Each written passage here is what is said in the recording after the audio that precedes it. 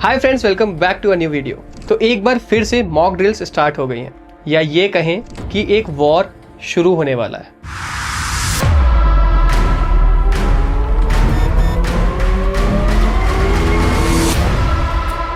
कुछ लोग यहाँ पर सोच रहे होंगे कि मॉक ड्रिल्स और वॉर का क्या कनेक्शन। तो इतना हम सब जानते हैं कि मॉक ड्रिल्स में क्या कराया जाता है, क्यों कराया जाता है, और ये जो mock drills 4 Pakistan border states में कराई जा रही हैं, ये अचानक शॉक की तरह है, क्योंकि सब लोगों को लगा कि सीज फायर हो चुका है, बात खत्म और सब अपने अपने काम में लग गए। मगर तभी आती है एक news, mock drills to be done on 29th of May। Social media पर वॉर को सपोर्ट कर रहे हैं कुछ लोग और कुछ लोग वॉर के अगेंस्ट हैं। वहीं देखने वाली बात यह है कि वॉर इंडिया और पाकिस्तान के बीच कभी था ही नहीं, बल्कि ये वॉर है इंडिया, पाकिस्तान, चाइना, टर्की और पाकिस्तान के सारे एलाइड कंट्रीज के बीच। इंडिया की दोनों फ्रेंड कंट्रीज जो कि हैं इजराइल और रशिया, दोनों अपने अपने वॉर में उलझे हुए हैं। जहां एक तरफ रशिया यूक्रेन के साथ वॉर में है, वहीं इजराइल के काफी टाइम से वॉर चल रहे हैं अपने सराउंडिंग कंट्रीज से। सिर्फ ये 2 कंट्रीज जो खुल के हर जंग में इंडिया के साथ आते हैं। सीज फायर के बावजूद अचानक से ये ड्रिल्स, और क्या ये इंडिया और पाकिस्तान के बीच एक नए युद्ध की तैयारी है? आज हम इस मुद्दे पर गहरी रिसर्च के साथ बात करेंगे, जिसमें फैक्ट्स, जियोपॉलिटिकल डायनामिक्स और पब्लिक सेंटिमेंट्स का एनालिसिस होगा। 28 मई 2025 आज सुबह से ही सोशल मीडिया और न्यूज चैनल पर एक ही चर्चा है। इंडिया के 4 स्टेट्स गुजरात, पंजाब, राजस्थान और जम्मू एंड कश्मीर, इन चारों स्टेट्स में कल शाम मॉक ड्रिल्स कराई जानी है। ये ड्रिल्स पाकिस्तान से लगे बॉर्डर डिस्ट्रिक्ट्स में होंगे, जहां लोगों को अलर्ट रहने की सलाह दी गई है। ये ड्रिल्स सिविलियंस के रेडीनेस और रिस्पांस मैकेनिज्म को टेस्ट करने के लिए है। अगर दोनों देश के बीच फिर से हॉस्टाइल कंडीशन आ जाती है तो मॉक ड्रिल्स पहले से कराई जाती है। लेकिन ये अचानक क्यों?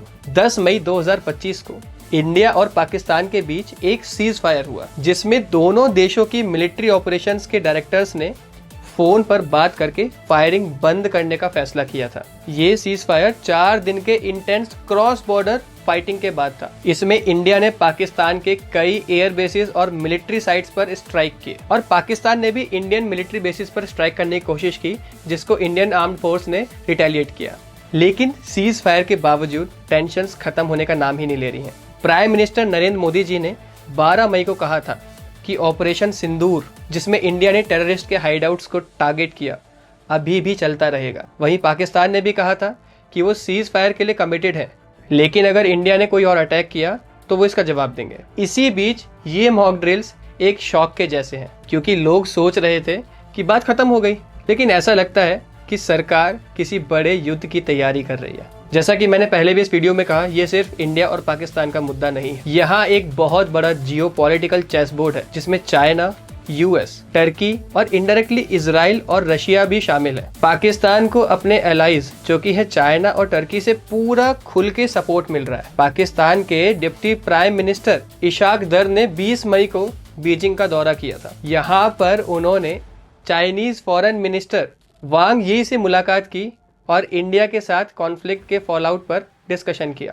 वहीं टर्की के प्रेसिडेंट एर्डोगन ने तो पाकिस्तान के पीएम शहबाज शरीफ को अपने प्रीशियस ब्रदर का टाइटल दे दिया, और वहीं पाकिस्तान को ओपनली सपोर्ट भी किया। दूसरी तरफ इंडिया के एलाइज जो कि है इजराइल और रशिया, दोनों अपने अपने कॉन्फ्लिक्ट में उलझे हुए हैं। इजराइल गाजा में अपनी लड़ाई लड़ रहा है काफी टाइम से, और रशिया और यूक्रेन का वॉर हम सबको पता है कब से चल रहा है। इस वजह से दोनों इस वॉर में इंडिया को डायरेक्ट मिलिट्री सपोर्ट नहीं दे पा रहे, और यूएस का रोल हमेशा से रहा है काफी ज्यादा कॉम्प्लेक्स। प्रेसिडेंट डोनाल्ड ट्रंप वो सीज फायर रुकवाने को अपनी डिप्लोमेटिक जीत बोलते हैं, लेकिन इंडिया ने क्लियरली ये कहा कि ये जो सीज फायर हुआ था वो पाकिस्तानी मिलिट्री के रिक्वेस्ट पर हुआ, ना कि किसी थर्ड पार्टी के मीडिएशन की वजह से।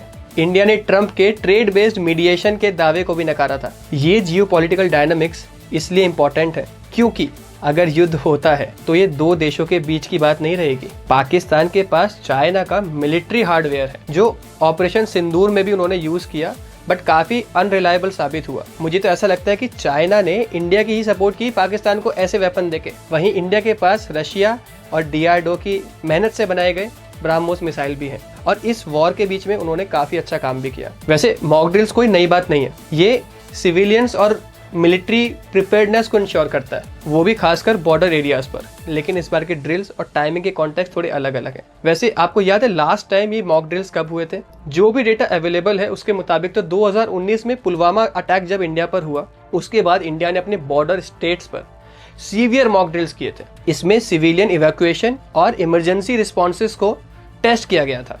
इसके अलावा 2021 में कोविड-19 के डिजास्टर मैनेजमेंट में भी ये नेशन वाइड मॉक ड्रिल्स हुए थे, लेकिन ये स्पेसिफिकली बॉर्डर सिक्योरिटी के लिए नहीं थे। इस बार मई 2025 के मॉक ड्रिल्स ऑपरेशन सिंदूर के बाद हो रहे हैं, जिसमें इंडिया ने पाकिस्तान के खिलाफ चुन चुन के मिलिट्री एक्शन लिया था।